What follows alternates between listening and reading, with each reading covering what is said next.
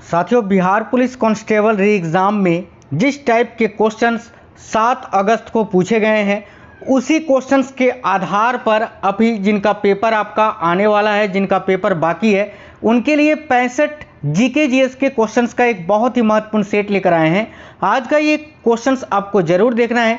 अभी जिनका paper Bihar police का होना है, वो साथियों आज का ये क्लास कंप्लीट देखकर जाना, क्योंकि मैंने केवल उन्हीं टॉपिकों से वही सिलेक्टेड क्वेश्चंस लिया है जिस टाइप के क्वेश्चंस आज आपसे पूछे गए हैं।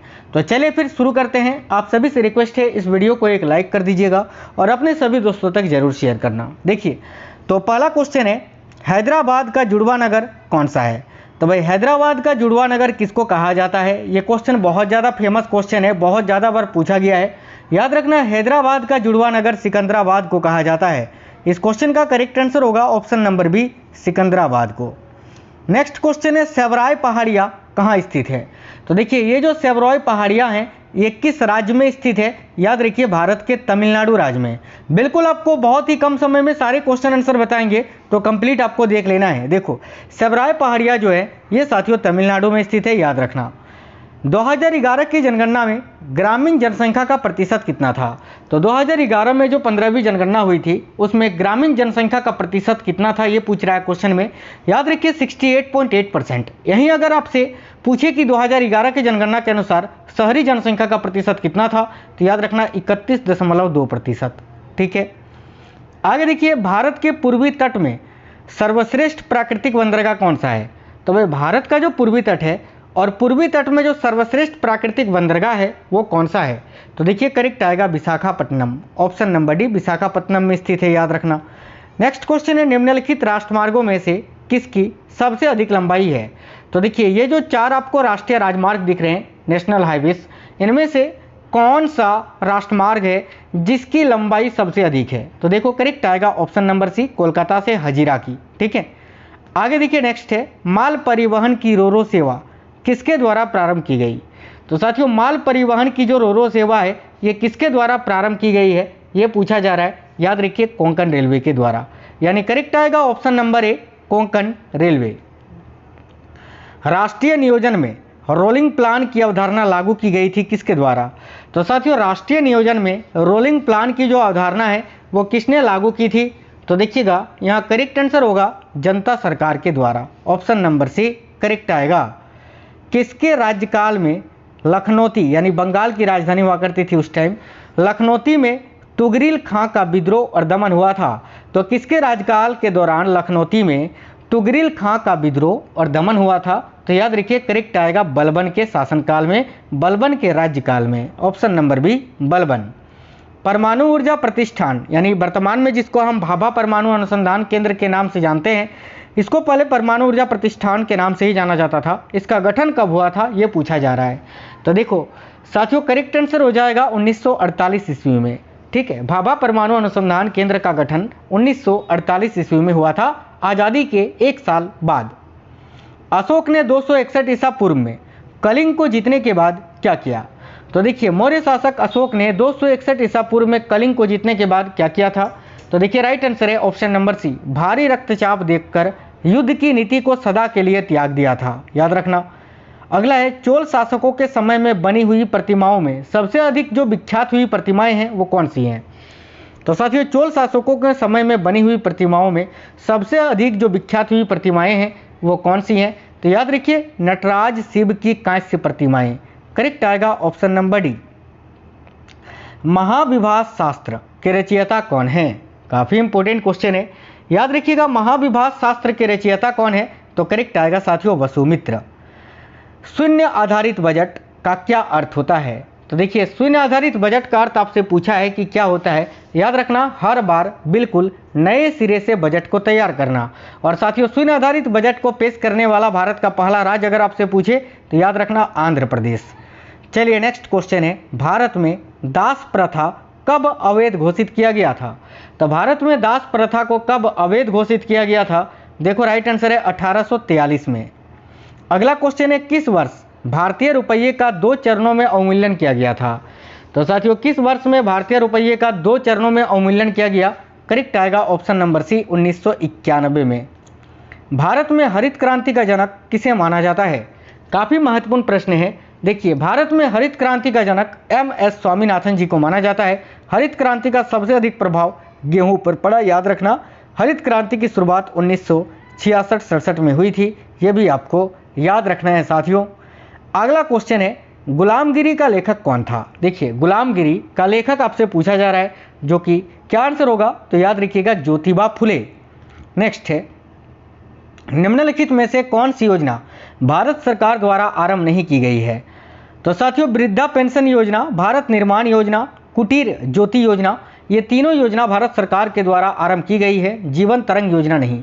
राइट आएगा ऑप्शन नंबर डी। अंतिम मौर्य सम्राट बृहद्रथ की हत्या कर किसने शुंग वंश की स्थापना 185 ईसा पूर्व में की थी? आप देखिए, यहाँ पर दो चीजें याद रखना। एक तो अंतिम मौर्य सम्राट कौन थे? तो बृहद्रथ, ठीक है। और शुंग वंश की स्थापना कब हुई थी? तो 185 ईसा पूर्व में। किसने की थी? तो पुष्यमित्र शुंग ने। और पुष्यमित्र शुंग ने बृहद्रथ की हत्या भी की थी, ये भी याद रखना। अगला क्वेश्चन है, किसी संसद सदस्य की अयोग्यता के संदर्भ में निर्णय कौन करता है? साथियों, किसी संसद सदस्य की अयोग्यता के संदर्भ में निर्णय कौन करता है? तो भाई भारत के राष्ट्रपति। महात्मा गांधी दक्षिण अफ्रीका से भारत किस वर्ष में लौटे? तो साथियों, महात्मा गांधी दक्षिण अफ्रीका से भारत किस वर्ष में लौटे थे? तो देखिए, करेक्ट आएगा 1915 में, ठीक है, 9 जनवरी 1915 को। इसीलिए प्रत्येक वर्ष 9 जनवरी को प्रवासी भारतीय दिवस मनाया जाता है, याद रखना। एरन अभिलेख का संबंध किस शासक से है?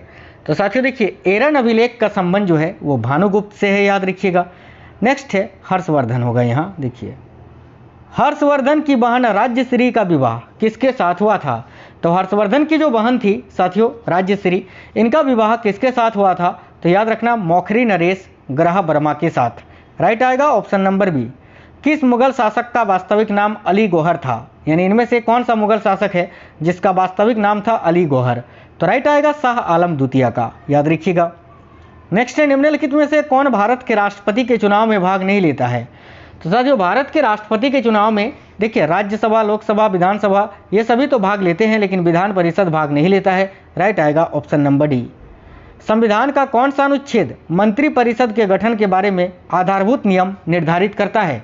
याद रखिए, संविधान का कौन सा अनुच्छेद मंत्रिपरिषद के गठन के बारे में आधारभूत नियम को निर्धारित करता है? राइट आएगा अनुच्छेद 75, ऑप्शन नंबर सी। देखिए, प्रसिद्ध भक्त काव्यत्री मीराबाई के पति का नाम क्या था? तो मीराबाई जो कि एक प्रसिद्ध भक्त काव्यत्री थी, इनके पति का नाम आपसे पूछा जा रहा है, जो कि क्या था? तो याद रखिएगा, राजकुमार भोजराज। राइट आएगा ऑप्शन नंबर बी। ग्रामीण विकास के लिए ऋण प्रदान करने वाला नाबार्ड एक क्या है? तो भाई नाबार्ड क्या है साथियों? एक बैंक है। इसकी स्थापना 1982 में हुई थी। इसका मुख्यालय मुंबई में स्थित है।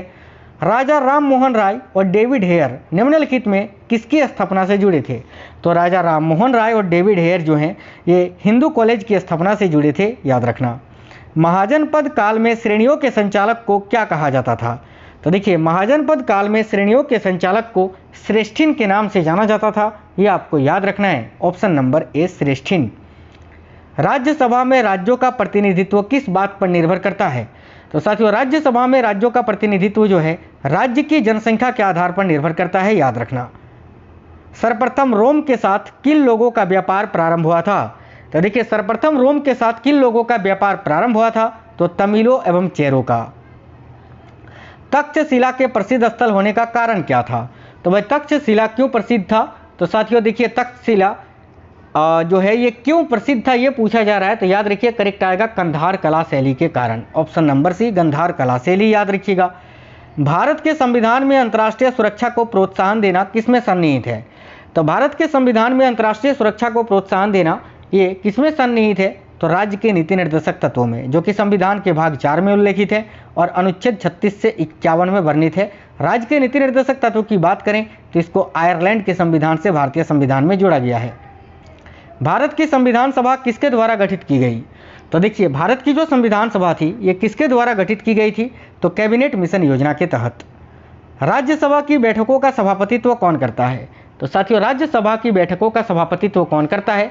तो भाई उपराष्ट्रपति। अगला क्वेश्चन है, गौतम बुद्ध का गुरु कौन था? तो साथियों, गौतम बुद्ध का गुरु के बारे में पूछा जा रहा है, जो कि था आर Kalam, option number B correct आएगा। निम्नलिखित कॉलेजों में सर्वप्रथम किसकी स्थापना हुई थी, यानी इन कॉलेजों में से सबसे पहले किस कॉलेज की स्थापना हुई थी? तो याद रखना दिल्ली कॉलेज की। करेक्ट आएगा यहाँ ऑप्शन नंबर बी। चलिए नेक्स्ट क्वेश्चन देखते हैं। तो देखिए अगला क्वेश्चन है, देश के लिए राष्ट्रीय आय का पहला अनुमान किसने तैयार किया था? तो भारत के लिए राष्ट्रीय आय का पहला अनुमान दादा भाई नेहरूजी ने तैयार किया था, याद रखना। ठीक है साथियों, इनके द्वारा एक प्रसिद्ध पुस्तक है जो कि बार बार पूछा जाता है, याद रखना, poverty and un British rule in India. ठीक है, इनको भारत का बायोवृद्ध व्यक्ति भी बोला जाता है, याद रखिए। इंग्लिश चैनल ये कहाँ स्थित है? इंग्लिश चैनल की बात करें तो ये इंग्लैंड और फ्रांस के बीच में स्थित है, याद रखिएगा। गैसर किस द्वीप का महान गीजर है? तो गैसर जो है ना, याद रखिए, ये आइसलैंड का साथियों, आइसलैंड का एक महान गीजर है। सूर्य में काला धब्बा जो है वो क्या है? तो भाई सूर्य में एक काला धब्बा दिखाई देता है, वो क्या है? तो ऑप्शन नंबर सी, धब्बे वे स्थान हैं जो प्रकाश उत्सर्जित करने में असमर्थ हैं। हुवर डैम निम्नलिखित में से किस नदी पर स्थित है? तो हुवर डैम की बात करें तो ये किस नदी पर स्थित है? याद रखिएगा, कोलोराडो नदी पर। पृथ्वी के वायुमंडल का सर्वाधिक घनत्व कहाँ पर होता है? तो साथियों पृथ्वी के वायुमंडल का सर्वाधिक घनत्व जो होता है ये सोम मंडल पर होता है, ऑप्शन नंबर ए। विश्व में बागानी कृषि का सर्वाधिक विकास कहाँ हुआ? तो भाई विश्व में बागानी कृषि का सर्वाधिक विकास जो है ये कहाँ पर हुआ? तो देखिए करेक्ट आएगा दक्षिण पूर्व एशिया में। ठीक है, दक्षिण पूर्व Asia, option number D correct answer है। कैंजी बांध निम्नलिखित में से किस नदी पर निर्मित है? तो देखिए कैंजी बांध की बात करें तो ये नाइजर नदी पर स्थित है, याद रखना। विश्व में सबसे बड़ी खाड़ी कौन सी है? तो साथियों विश्व की सबसे बड़ी खाड़ी जो है वो है मैक्सिको की खाड़ी। नेक्स्ट क्वेश्चन है, निम्नलिखित में से कौन सा सौरमंडल का भाग नहीं है? तो इनमें से कौन सा सौरमंडल का भाग नहीं है? देखिए क्षुद्र ग्रह, धूमकेतु ग्रह, ये तीनों सौरमंडल का भाग है। निहारिका जो है ये सौरमंडल का भाग नहीं है। विश्व में प्राकृतिक रबड़ का सबसे बड़ा उत्पादक देश कौन सा है? तो वह प्राकृतिक रबड़ का सबसे बड़ा उत्पादक देश जो है वह Thailand, option number A. Donbas क्षेत्र ये किसके लिए प्रसिद्ध है? तो डोनबास क्षेत्र की बात करें तो ये कोयला के लिए जाना जाता है, कोयला के लिए फेमस है। विश्व का सबसे बड़ा खनिज तेल उपभोक्ता देश कौन सा है? यानी खनिज तेल का सबसे ज़्यादा उपभोग करने वाला देश कौन सा है? याद रखिए संयुक्त राज्य अमेरिका, यूएसए। अगला क्वेश्चन है, विश्व का सबसे बड़ा शीत मरुस्थल कौन सा है? तो देखिए विश्व का सबसे बड़ा शीत मरुस्थल यानी सबसे ठंडा मरुस्थल कौन सा है? गोबी रेगिस्तान, जो कि मंगोलिया में स्थित है साथियों, याद रखना। संसार में सबसे बड़ा महाद्वीप कौन सा है? तो संसार में जो सबसे बड़ा महाद्वीप है वह है एशिया महाद्वीप, ऑप्शन नंबर सी करेक्ट आएगा। अमेरिका कृषि का हृदय तथा विश्व में सर्वाधिक महत्वपूर्ण कृषि प्रदेश है, इसको क्या कहा जाता है? तो याद रखिएगा अमेरिका को जो है ना साथियों यहाँ मक्के की रोटी के नाम से जाना जाता है, याद रखिएगा। 2011 की जनगणना के अनुसार भारत में बृहत नगरों में सर्वाधिक प्रतिकूल यौन अनुपात मिलता है कहाँ? तो 2011 की जनगणना के अनुसार भारत में बृहत नगरों में सर्वाधिक प्रतिकूल यौन अनुपात जो है ये कहाँ पर मिलता है? तो देखिए करेक्ट आंसर होगा मुंबई में, ऑप्शन नंबर डी। अगला है, निजी क्षेत्र में देश का पहला अंतर्राष्ट्रीय हवाई अड्डा कहाँ निर्माणाधीन है, यानी कहाँ पर निर्माण हुआ था? तो राइट आएगा कोच्चि में। कौन सी अक्षांश रेखा भारत के मध्य से होकर गुजरती है? तो साथियों कौन सी अक्षांश रेखा है जो कि भारत के मध्य से होकर गुजरती है? तो कर्क रेखा, जो कि भारत के कुल 8 राज्यों से होकर गुजरती है। भारत में सीमेंट उत्पादन में अग्रणी राज्य, तो भाई भारत में सबसे अधिक सीमेंट का उत्पादन कहाँ होता है? तो साथियों याद रखिएगा राजस्थान में। नेक्स्ट है, आओ जनजाति ये किस राज्य में पाई जाती है? तो देखिए आओ जनजाति जो है ये असम राज्य में निवास करती है, ऑप्शन नंबर बी। महाराष्ट्र स्थित पिंपरी किसके लिए प्रसिद्ध है? तो महाराष्ट्र में स्थित ये जो पिंपरी है ये एंटीबायोटिक उद्योग के लिए जाना जाता है, याद रखिएगा। भारत में कृषि योग्य क्षेत्र घेरने वाली फसल कौन सी है? यानी भारत में कृषि योग्य में सबसे ज़्यादा क्षेत्र घेरने वाली फसल कौन सी है? तो याद रखिएगा चावल। निम्नलिखित में से भारत की सुदूर दक्षिण भौगोलिक इकाई कौन सी है? तो भारत की सुदूर दक्षिणी भौगोलिक इकाई है साथियों निकोबार द्वीप समूह, ऑप्शन नंबर डी। लक्षद्वीप समूह के द्वीपों की उत्पत्ति निम्नलिखित में से किस प्रकार से हुई है? याद रखिएगा लक्षद्वीप समूह के द्वीपों की उत्पत्ति निम्नलिखित में से किस प्रकार से हुई है? याद रखिए प्रवाल उत्पत्ति से, ऑप्शन नंबर सी। निम्नलिखित में से किस प्रकार की ऊर्जा से सबसे कम वायु प्रदूषण होता है? तो देखिए निम्नलिखित में से किस प्रकार की ऊर्जा से सबसे कम वायु प्रदूषण होता है? याद रखना सौर ऊर्जा से। अंतिम क्वेश्चन है, देखिए अपने प्राकृतिक परिवेश में वन्य जीवन के लिए कानूनी तौर पर जो आरक्षित क्षेत्र होता है वो क्या कहलाता है? राइट आएगा ऑप्शन नंबर ए बायोस्फीयर। साथियों आपका बिहार पुलिस का पेपर कब है यह आप हमें कमेंट बॉक्स में जरूर बताना। और ये क्लास आपको कैसा लगा है ये भी कमेंट बॉक्स में बताइएगा। इस वीडियो को एक लाइक और अपने सभी दोस्तों तक जरूर शेयर करना। मिलते हैं आपसे अगले क्लास में इसी तरह के एक्सपेक्टेड क्वेश्चंस के साथ। तब तक के लिए जय हिंद, वंदे मातरम।